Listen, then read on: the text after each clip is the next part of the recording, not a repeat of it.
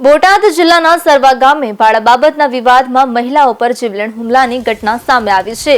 દુકાન ભાડે રાખનાર વ્યક્તિ પાસે ભાડું માંગવામાં આવતા તેને ઇનકાર કરી અને ઉગ્ર વર્તન કર્યું હતું। આ મામલે મહિલાઓએ પાળિયાદ પોલીસ સ્ટેશનમાં ફરિયાદ નોંધાવી હતી, જેના આધારે પોલીસે આરોપીની ધરપકડ કરી હતી, પરંતુ થોડા જ કલાકોમાં તેને છોડવામાં આવ્યો હોવાના આક્ષેપ છે। આરોપી છૂટી જતા સાંજના સમયે ફરીથી મહિલાઓ પર જીવલેણ હુમલો કરવામાં આવ્યો હતો।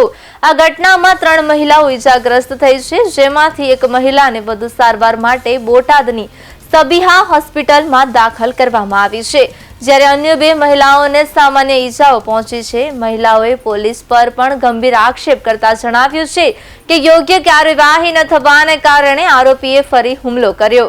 આરોપી દ્વારા ખુલ્લેઆમ ધમકીઓ આપવામાં આવી હોવા છતાં કાર્યવાહી ન થતા પોલીસની ભૂમિકા પર પણ સવાલો ઊભા થયા છે। નામ આપનું બેન? પરમાર મનીષા। મનીષા બેન, આપની સાથે કોઈ ઘટના બની છે, શું ઘટના છે? હા, અમે ઘરે હતા ને તો અમને ઘરે આવીને મારી ગયા, જીવલેણ હુમલો થયો છે। કોણ હતા અને કેટલા વ્યક્તિ? વ્યક્તિ તો ઘણા બધા હતા। નામ આવડે આપને?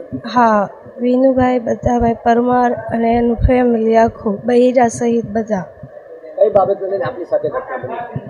અમારે દુકાન છે ને, એ ભાડે આપી હતી, ખાલી કરવાની કીધી ને એ બાબતે। પોલીસ ફરિયાદ કરી કે કેમ?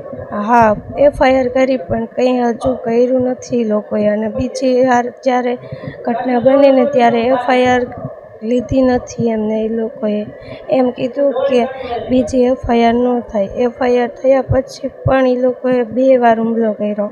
કેટલા તમારા પરિવારમાંથી કેટલા જણાને મારવામાં આવ્યો? અમને 3 બહેનોને। 3 બેન? હા।